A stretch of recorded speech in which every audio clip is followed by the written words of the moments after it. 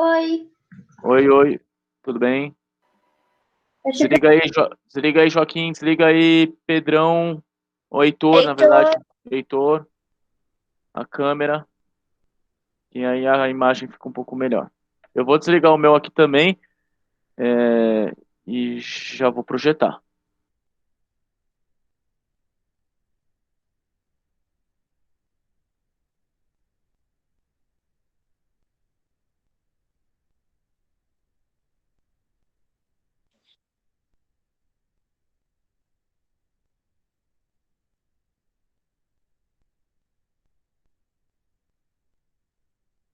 Mania de fazer pergunta, né? Tu vem andando na rua, daí vem um cara, eu queria te fazer uma pergunta. Tá, qual é a pergunta? Qual o seu episódio favorito da história do Brasil? Tá bom, cara, já me perguntaram isso 10 vezes, então eu vou te responder agora qual o meu episódio favorito da história do Brasil. E tu vai ficar de queixo caído, cara. Peabiru, Peabiru, venha caminhar daqui até o Peru. Meu, a história do Brasil é cheia de histórias inacreditáveis, mas a minha favorita, a história que inclusive me levou a escrever a maior parte dos livros que eu escrevi sobre a história do Brasil, foram 30, ela começou por causa de um fato extraordinário que todos nós deveríamos saber e por algum motivo estranho não nos contam no colégio. A história dos náufragos que caminharam da ilha de Santa Catarina até o Peru em 1524. Uma história incrível, por um caminho indígena chamado Peabiru. Cada vez mais gente sabe dessa história e eu me orgulho muitíssimo de ter ajudado a propagar essa história com esse livro, Náufragos, Traficantes Degradados, que eu sei que você já está louco para comprar e vai comprar. E no final desse episódio é certo que comprará, porque esse é o livro que resgatou essa história, que claro, já tinha sido contada, né, mas não tinha sido contada de uma forma mais popular, mais pop, digamos assim. Essa história se inicia em 1524, mas para chegar nela você tem que retroceder um pouco no tempo e chegar até a descoberta do Rio da Prata. A história da descoberta do Rio da Prata já é por si só extraordinária. Os europeus descobriram um novo mundo, né? Logo descobriram que era uma massa continental, né? O Colombo, quando chegou, Colombo, você sabe, né? Eu já falei aqui, é o cara que quando saiu não sabia para onde estava indo, quando voltou não soube dizer onde tinha estado. É uma piada que conta sobre o Colombo lá no Caribe e que é verdadeira, né? Porque ele chegou ali nas Antilhas, né? Nas Anti-ilhas, né? No Caribe, achando que estava chegando nas proximidades da Índia. Nessa época que nós vamos começar a falar agora, 1515, por aí, os europeus já tinham plena consciência que esse era um novo mundo, que era uma massa continental. E tudo que tem início tem fim, né? Então essa massa continental tinha que ter um fim, tinha que ter um lugar que daria passagem para o outro lado, que daria passagem para o oceano que ainda não se conhecia, o oceano que viria a ser chamado de Pacífico. Então, se enviaram várias expedições para o norte, onde hoje é a América do Norte, o Canadá, expedições que todas resultaram em naufrágio, em desgraça, em tragédia, porque eram continentes gelados, né? Os portugueses mandaram muitos caras para lá, essa é outra história, não é a nossa história, e os portugueses também mandaram uma expedição em 1514 para tentar descobrir onde é que terminava o continente. Quando eles chegaram onde hoje é Punta del Este, depois de ter navegado numa costa inacreditável, que vai de Laguna, em Santa Catarina, até a Punta del Este, que é a maior costa retilínea do mundo. São 660 quilômetros sem nenhuma baía, nenhuma reentrância, nenhum porto natural, um lugar onde até hoje é muito difícil navegar. Eles enfrentaram essa terrível navegação e quando chegaram onde hoje é Punta del Este, viram uma grande abertura que eles acharam que era um estreito. Entraram, não era um estreito, era o Rio da Prata, que eles chamaram de Mar Dulce. Aliás, o mesmo nome que o Vicente Pinzon tinha dado para o Amazonas lá em cima, de tão grande que era a foz do Amazonas e de tão grande, embora bem menor que do Amazonas, a foz desse rio que viria a ser chamado de Rio da Prata. E por que ele foi chamado de Rio da Prata? Porque em 1514 essa expedição portuguesa encontrou indígenas da nação charrua que viviam onde hoje é o Uruguai, que deram para eles um machado de prata e que disseram que essa prata vinha de um lugar onde esse próprio rio nascia, que era um lugar de montanhas enormes, de montanhas permanentemente geladas, onde vivia um povo serrano muito.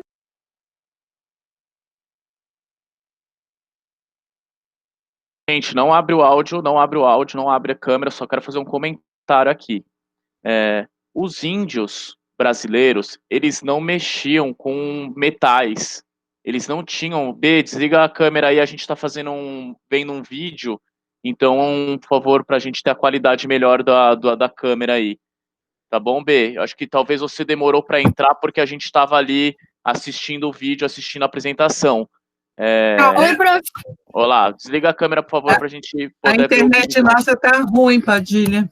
Ah, isso daí eu sei bem o que é. É muito ruim. E aí, B, e todos, os índios brasileiros, eles não mexiam com metal. Eles não mexiam com metal. Eles não tinham ainda desenvolvido essa tecnologia de pegar o ferro, de esquentar, de derreter, para moldar o ferro numa ferramenta.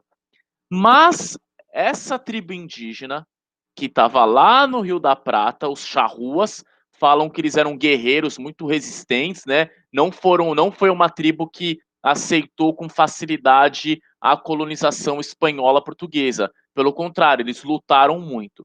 Mas os charruas, eles tinham um machado com metal na ponta. Eles não mexiam com metal. Onde eles conseguiram aquele metal? Eles conseguiram aquele metal lá no Chile, lá nos Andes. Por quê?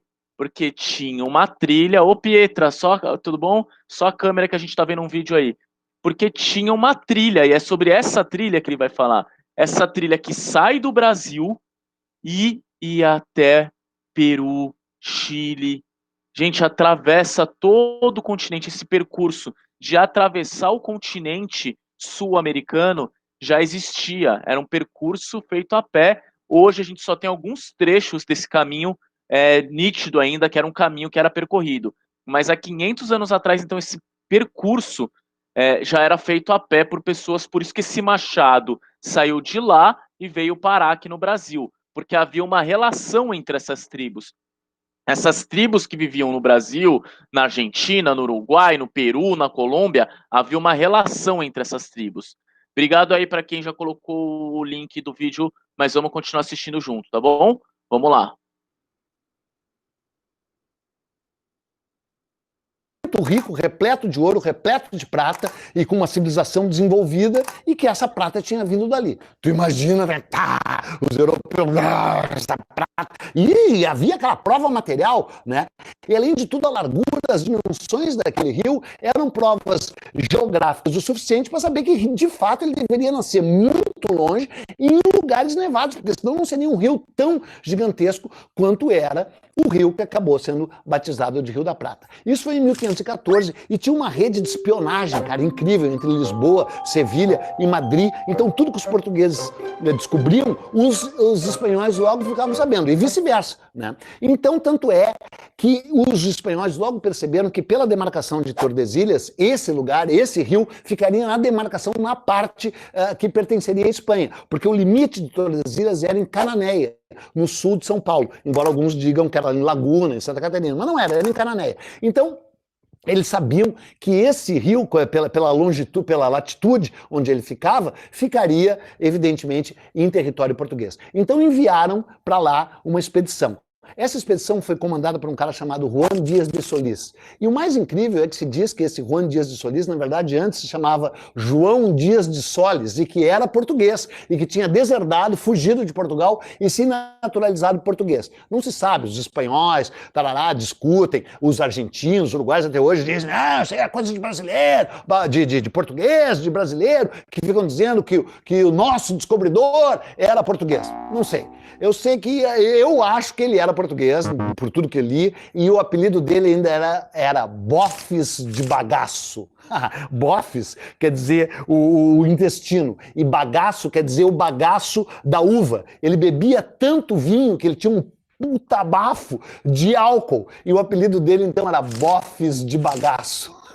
que o intestino e o estômago dele seriam cheios de uva prensada. Ele matou a própria mulher em Portugal e fugiu de Lisboa sorrateiramente e foi para Sevilha, se naturalizou espanhol e comandou essa expedição em 1515. Dobrou onde hoje é Punta del Este, passou ali pelo Cassino Conde, etc e tal, barará, viu o Bob Dylan andando de bicicleta vestido de mulher, o Bob Dylan andou vestido de bicicleta, vestido de mulher em Punta del Este, e continuou, deu uma paradinha, desceu, e o que aconteceu? Quando ele desceu, foi capturado, morto e comido.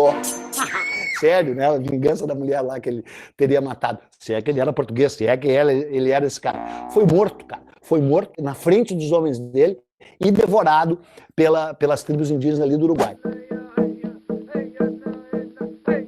Então, a caravela dele, eram 2 caravelas, voltaram rapidamente para o Brasil. Primeiro concluíram que não era um estreito, que era só um rio mesmo, e voltaram para o Brasil. Quando estão voltando para o Brasil, uma dessas caravelas tenta entrar pela boca sul da ilha de Santa Catarina, onde hoje é a Praia de Naufragados. Do lado fica a Praia da Pinheira, em Serra de Brito ali dentro, e é Naufragados. Eles entram por ali e naufragam.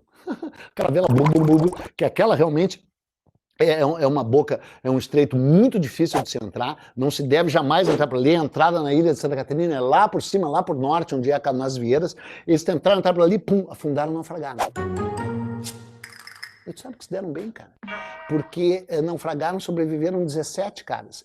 Desses 17, 11 acabariam sendo presos numa expedição seguinte, comandada por um cara chamado Cristóvão Jacques, em 1516. Mas outros 6 ou 7, se diz, ficaram ali, morando num lugar que veio a chamar Porto dos Patos. Ninguém sabe exatamente era um Porto dos Patos. Você sabe que Patos era o nome dos índios que viviam ali, os Carijó. Carijó também é o nome de uma galinha, né? Tinha tanto pato, tinha tanta ave na Lagoa de Imaruí, que é a lagoa que deu origem à laguna. Tinha tanta ave por ali, e esses índios andavam com tantas penas de aves que foram batizados de índios patos.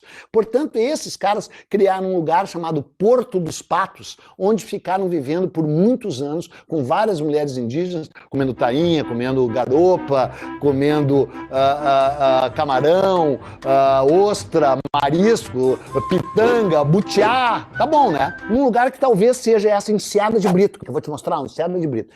E aí, esses mesmos índios, chamados carijós, contavam para eles exatamente a mesma história que contavam os outros índios de outra nação totalmente diferente, que eram os charrus, dizendo que sim, havia um povo que morava em imensas montanhas, sempre cobertas de gelo, e que esse povo era riquíssimo, e que esse povo era civilizado, e que esse povo tinha estradas, e tinha pontes, e tinha cidades, e acima de tudo, que é o que interessa, tinha um monte de ouro e um monte de prata. Pô, os caras, né? Bom, daí esses caras construíram bergatins, sabe, canoas, e ficaram percorrendo toda essa região da costa, que ia de Santa Catarina até São Vicente, em São Paulo, e todas as demais tribos repetiam a mesma história. E não apenas repetiam essa história, como disseram, e tem um caminho que leva pra lá.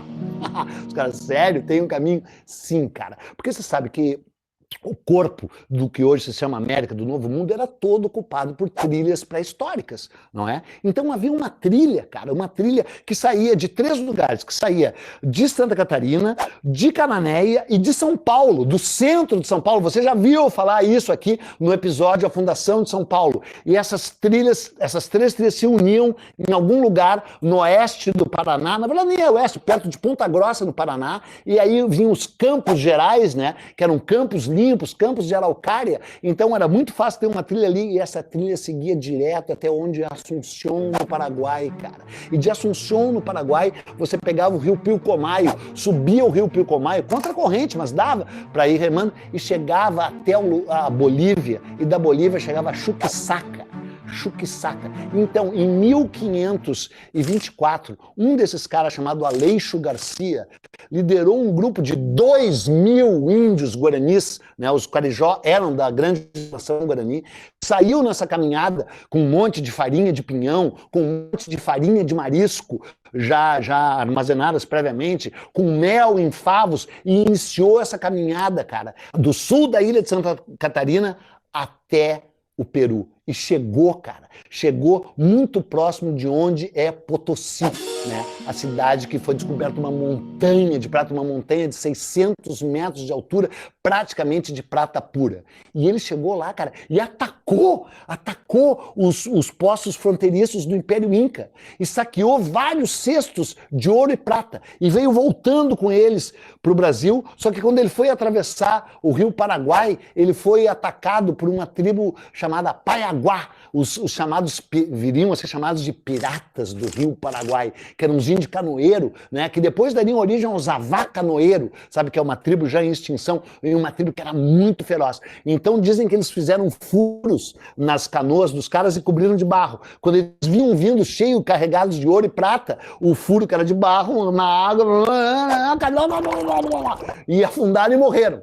Ninguém sabe realmente se foi assim o que aconteceu. O que se sabe com certeza é que o Aleixo Garcia morreu.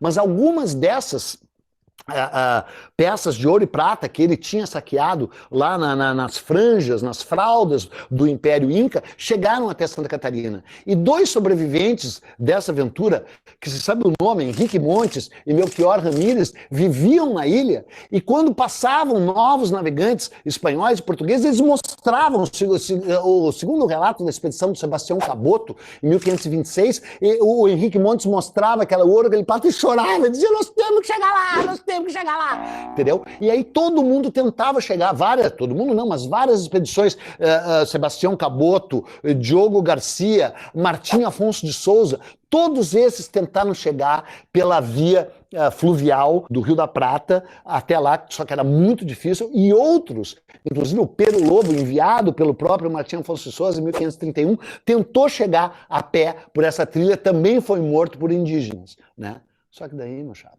em 1539, o Francisco Pizarro conquista o Peru. E de que forma? Vai te informar, cara, deve ser ananás.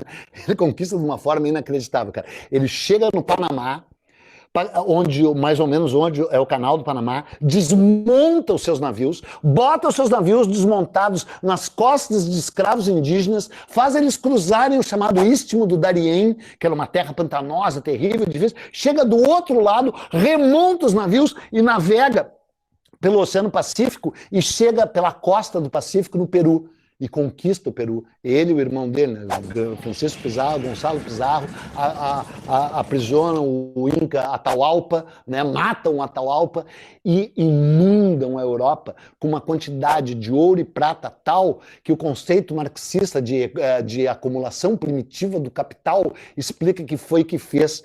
Esse ouro fez uma economia até então mercantilista dar o salto para uma economia capitalista de tanto ouro, tanta prata que foi saqueada aos Incas a partir da descoberta do Pizarro. Aí, cara, quando os portugueses e os espanhóis de outra vertente que tentavam conquistar também com a fundação de Buenos Aires, 1534, com a fundação de Assunção, no Paraguai, que foram criadas justamente para essa conquista do Peru, quando esse grupo de pessoas que tentava a conquista do Peru pela vertente atlântica descobre que o Peru já tinha sido conquistado pelo Pizarro, todo esse sul do Brasil, todo esse Cone Sul é abandonado, cara, por quase 100 anos, cara. A retomada dessa região só vai se dar em 1600 e tanto, 1650, sabe? Ou seja, quase 150 anos de abandono porque o Peru tinha sido conquistado pela outra via.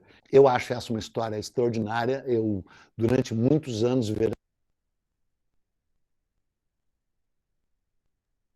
Acabou. Acabou, definiu. Acabou, gente. Querido, esse caminho que vocês viram aí no mapa de vocês, né, que eu mandei esse material para vocês, foi esse caminho que foi percorrido somente uma vez por esse personagem histórico, que agora até já me falhou a memória, eu tô com Pizarro na cabeça, eu tô com tanta outra gente, se alguém lembra o nome, me resgate a memória, Alexiano, como que é o nome? Eu adorei o vídeo, legal, Marina. Eu vou colocar aqui o vídeo para vocês, e o link de um historiador. A Marina já mandou. Eu tinha acabado de mandar. Ah, tá, eu vou mandar o outro que eu tenho aqui para vocês também, feito por um historiador aqui da Faculdade Federal de Santa Catarina, tá? Você vai mostrar? Não, esse eu não vou mostrar não, Mas, gente, é incrível saber que existia essa conexão, né, entre essas tribos daqui e... Esse daqui é um outro falando sobre o caminho de Piabiru, tá bom, gente? É o Peninha, isso mesmo, Felipe. Esse é o Peninha, um historiador do Rio Grande do Sul. Fala, Marina. Tinha acabado de mandar. Não, é que eu mandei um outro agora, tá? Eu mandei um outro vídeo que é de um historiador daqui de Santa Catarina. Esse historiador que a gente assistiu, ele é lá do Rio Grande do Sul. Ele escreve um monte de livros sobre a história do Brasil, sobre esse período inicial aí da história do Brasil, da colonização, né? O período ali de 1500, 1600. Então, gente, é incrível a narrativa, a quantidade de tribos. A gente pensa só, tem índio. Gente, tem uma infinidade de tribos indígenas diferentes, a maneira de tratar com a natureza, a maneira de plantar, a maneira de guerrear. Nem todas as tribos indígenas faziam isso que foi comentado de comer, né? Algumas tribos indígenas tinham esse movimento de comer a carne dos inimigos. Então, se você vencia algum inimigo, você comia a carne do seu inimigo porque se acreditava que quando você come a carne do seu inimigo, você está trazendo a força dele para você. Então, gente, é muita coisa, é muita riqueza em história, com muitos detalhes. O que eu queria só trazer com esse vídeo é a gente saber essa conexão que existia dentro do Brasil, Peru, Argentina, Paraguai, e como essas terras todas estavam conectadas. Fala aí, Farias. Fala aí, Joaquim. Prof, qual é a carne das outras pessoas? Não é canibalismo? Canibalismo, isso aí. Canibalismo. Quando a gente come a carne de outra pessoa. Beleza. Vamos lá, agora eu vou mostrar para vocês. Tem um outro jeito de falar também que é antropofagia. Então, deixa eu ver se é esse nome mesmo, porque a antropofagia. Deixa eu ter certeza. Antropofagia.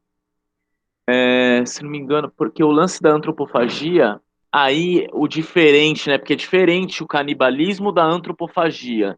Porque esse lance da antropofagia envolve a questão não de você comer um ser humano porque você quer matar a tua fome, que nem a gente come uma galinha ou come um peixe.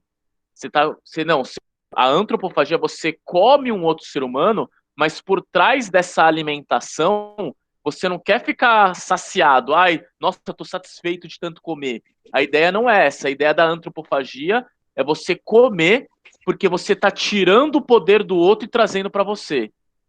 Então tem um ritual meio religioso por trás. Quem é que tá com o Gilson aqui? Pode falar. Eu, prof, a Gabi. Ô, Gabi. Toma conta do meu pai. Ah, de boa. Quer falar alguma coisa aí, Gabi? Não, Então tá bom. Aí, queridos, vão aí pro material que era para vocês fazerem hoje, pro caderno de atividades, né? Assistam depois o outro vídeo do Caminho do Piabiru, que é bem legal, o historiador daqui comentando. Oi? Então, uma pergunta sobre o material dessa semana. Oi? Sabe aquela parte lá onde tem destaque as peças do encarte da página 55, sabe? Sei. Então, eu tirei a página 65 e colei. Legal, que bom. Era Eu isso aí, fiz. mas a página 65, ela não era... Ela era meio fragmentada, né? Tinha que recortar para ficar certinho. Sim. Ô, prof, mais uma coisa. Era só o 10 rotas de comércio, né?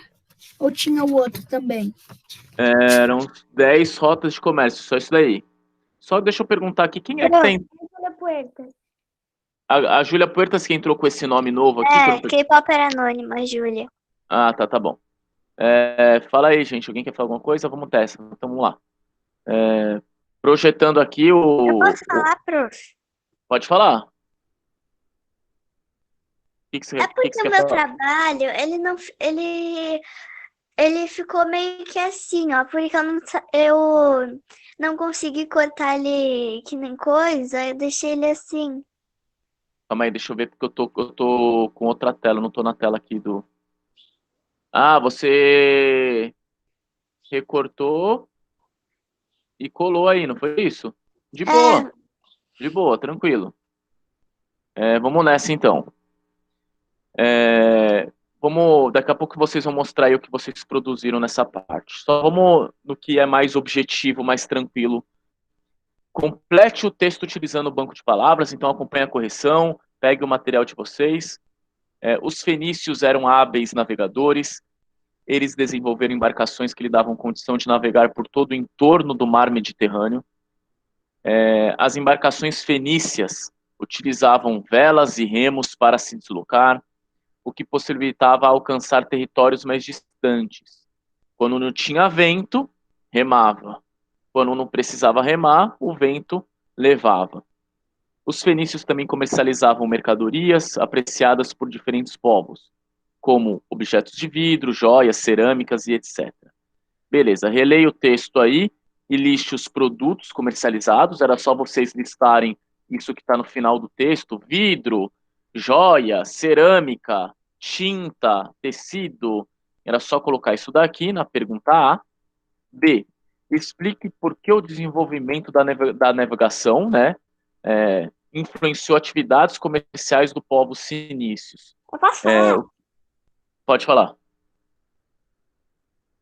O meu eu escrevi assim, ele ficou. Pois assim eles puderam expandir seus negócios.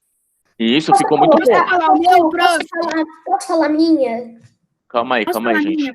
Calma aí, gente, calma. Falar minha? Ele tirou o fone, ele não tá ouvindo você.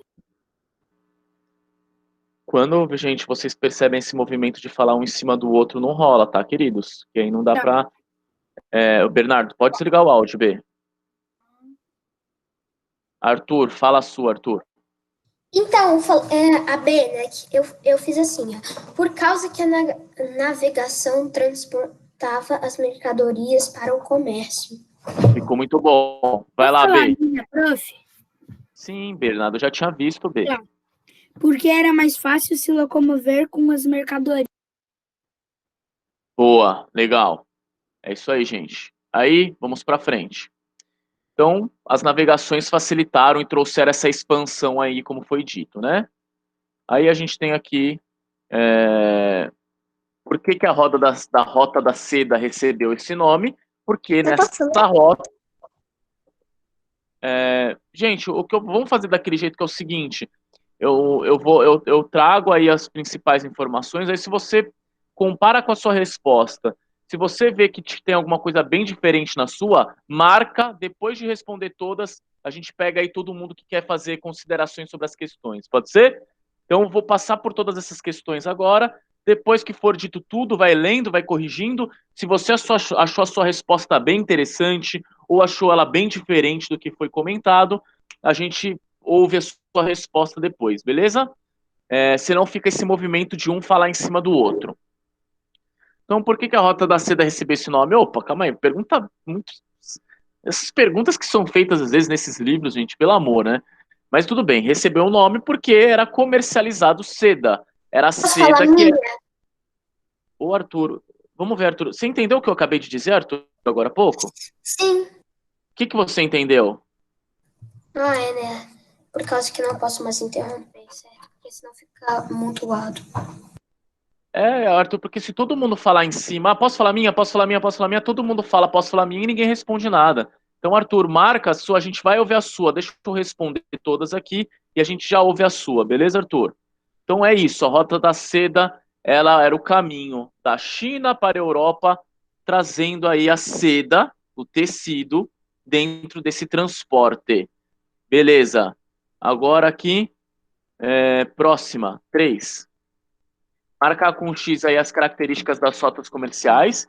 Então, o que vocês tinham que marcar, que estava no material, que a gente conversou semana passada, era essa questão aqui das caravanas da África do Sul, que levavam sal, algodão, ferro, etc.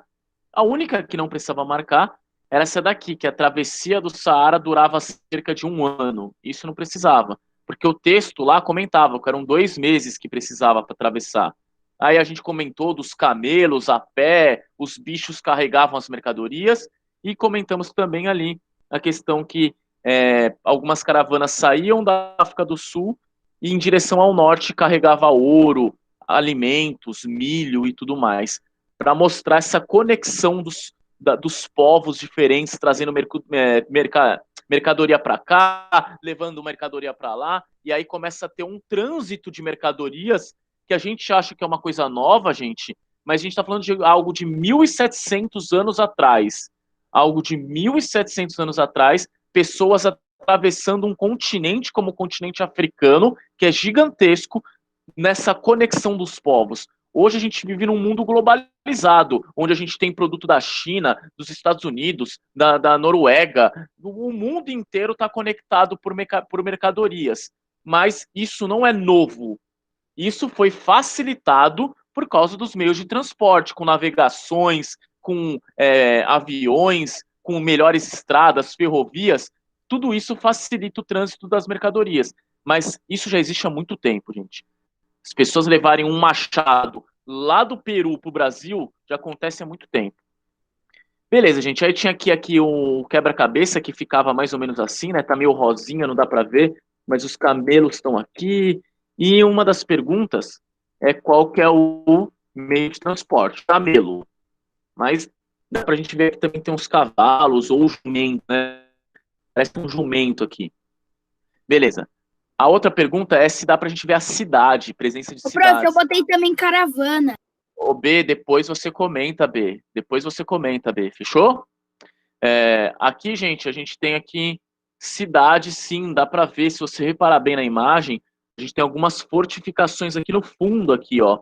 Umas torres, uma muralha. Dá pra ver, sim, a presença da cidade aqui na imagem. Beleza, aí tem uma outra questão, um outro texto aí dos nômades. Aí a grande pergunta aqui era para você destacar, grifar, né? Pergunta A.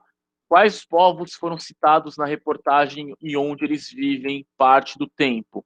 Os povos foram beduínos e tuaregues, e eles vivem parte do tempo no deserto do Saara. Por que é parte do tempo? Eles são nômades, eles vão lá, instalam-se no deserto do Saara, depois levantam o acampamento e continuam a sua viagem. 2 meses de viagem, gente, para transportar algo, vão se montando acampamentos no meio do deserto. Um amigo meu viajou e fez essa viagem com o pessoal e ficou lá, falou que foi incrível ficar no meio do deserto do Saara com essa galera nômade aí. Beleza, ligue os povos de vida, né? Os tuaregues são seminômades e os beduínos, eles sim, de fato, são nômades. E aí era para você grifar no texto as atividades desenvolvidas atualmente e no passado. Tá aqui. Vivem da agricultura e no passado também eram comerciantes que controlavam as caravanas do deserto. Para frente, estamos já... finalizei. Prof, você pode voltar lá rapidinho? Aqui ou na parte de grifar? Onde que é? A parte de grifar. É a última parte do texto que você tem que grifar. Eu vou agora ouvir vocês nas respostas de vocês e deixa eu só parar de projetar a tela aqui, tá? Rapidinho, porque aí eu vou conseguir ver vocês melhor. Se alguém precisar de alguma resposta, se eu fui muito rápido, tem alguma pergunta aí... Prof, é que vivem até deserto, né? Exatamente, até o final do texto. Alguém gostaria de fazer alguma contribuição aí de alguma das questões? Fala aí, Arthur. Então, Calma aí, deixa Gabi. eu vir aqui rapidinho, rapidex. É porque eu tô aqui na parte... Pronto, aqui, ó. Sabe aquela pergunta da 2 ali na primeira página? Eu posso respondê-la? Pode sim, com certeza. Por que a Rota da Seda recebeu esse nome? Eram uma série de rotas de navios entre o Oriente e a Europa que comercializava seda. Ficou muito boa a sua resposta, sensacional, Arthur. Ô, Bernardo, espera, B, só levanta a mão, B. Imagina todo mundo falando um em cima do outro, Bernardino. Heitor, fala tu aí, Heitor. Eu vou responder a da seda, tá? Pode ser, manda bala.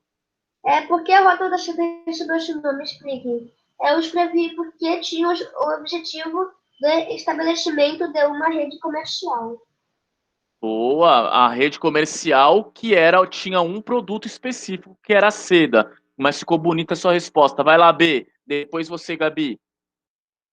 Porque assim, porque incluía o comércio do tecido seda, que era produzido pelos chineses e enviado para a Europa. Ficou bacana, bem massa, é isso aí. Você quer comentar sobre essa também, Gabi, ou alguma outra questão? Essa também. Então vai lá. Recebeu este nome, pois incluiu o comércio deste produto chamado-se seda. Beleza, é isso aí. Gente, alguém tá com alguma dúvida de alguma questão do que foi conversado? Alguém quer perguntar alguma coisa? Vai lá. É só uma Calma aí, coisa. Arthur, espera. Calma. É mais fácil, Arthur, você abrir a câmera e levantar a mão, por favor. Eu tô vendo aqui a Mari. Quem tá com Mariana Farias? É o Joaquim. Fala, Joaquim, o que você quer comentar? Vai lá, Joaquim. Que não era uma dúvida, que eu queria falar uma coisa. Pode falar. Então, eu queria mostrar o livro da minha tia aqui. Opa, mostra aí pra gente. Abre a câmera. Posso apresentar também? Pode apresentar, sim. Que tem... peraí. Esse aqui é o livro, para quem não tá vendo. Eu não vou poder abrir ele, porque ele é uma réplica ainda. Ele tá em alguns defeitos aqui. É o umbigo do Rodrigo o nome? Ô, Joaquim, afasta um pouquinho pra gente. Afasta um pouquinho da câmera, pra gente ver de longe, assim. Fica melhor. Se deixa muito perto, fica ruim de ver. Deixa eu ver se eu consigo compartilhar a tela. Que legal a ilustração dele, hein? Muito bonita a ilustração. Estão vendo? Não veio, não. Peraí, deixa eu tentar a gente de tá novo. vendo o que você tá mostrando na tela, mas eu não tô vendo você projetando. Uma tela inteira. Compartilhar. Não tá dando.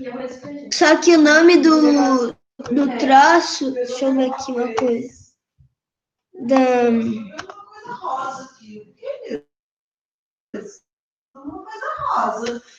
Peraí. É que eu não tô achando aqui a coisa pra compartilhar. Aqui. Consegui. Vê se vocês veem agora.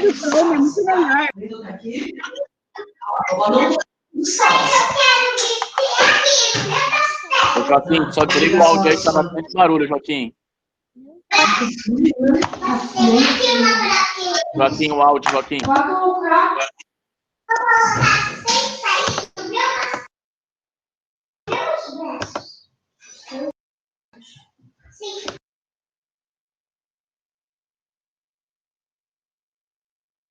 Próxima vez você vê aí o jeito que você quer compartilhar. Ô, Arthur, o que você quer falar aí, Arthur? Eu só queria perguntar se podia... se eu posso sair da reunião agora, sabe? Porque eu pensei que agora só é para tirar dúvidas dos colegas. Então, na verdade, gente, até com relação a esse momento de tirar dúvida, de ouvir outras respostas, eu gostaria de ouvir até que a Bia já saiu da aula. Aí, boa! Agora deu para vir, Joaquim, agora veio. O umbigo do Rodrigo. Oh, que legal, meu. Aí manda esse link aí pro pessoal, para quem quiser ajudar para produzir o livro. Manda aí, o Joaquim, manda o link desse benfeitoria aí. Meu Deus! Pra quem... eu sei que tem várias maneiras. Gente, só um segundo, gente. Queridos, esse é um projeto da tia do Joaquim. Copie e cola o link aí, coloca no chat, por favor. Isso daí, benfeitoria, Catarse, Vaquinha, são vários sites que são utilizados para arrecadar... Você me ajuda aqui, vovó. Eu quero pegar o link desse livro. Pegar o quê? O áudio aí, Joaquim, Joaquim. Ai, desculpa. Peraí, deixa eu desligar aqui. Tudo bem. É que tá muito ruim esse computador. Desliga pra mim, Padilha. Alguém desliga pra mim, por favor, gente? Tá, eu vou desligar. Não tá conseguindo. Não tá conseguindo de alguma forma. Todo mundo tá desativando e não consegue. Vai. Eu não sei como É é que que quando tá compartilha isso aí, não, compartilhando Jota. tela. Tem que esperar o momento do tio chegar. Ô, Tô te dando Joaquim, para de opinião. compartilhar a tela. Tá, vou parar. Que Peraí. aí eu acho que vai dar para você desativar o seu som. Também não tá dando pra parar. Não tá dando? Vou ter que fechar isso aqui. Sai da aula aí, Joaquim, rapidinho e volta depois, por Professor, favor. você expulsar a apresentação. Eu não consigo fazer isso.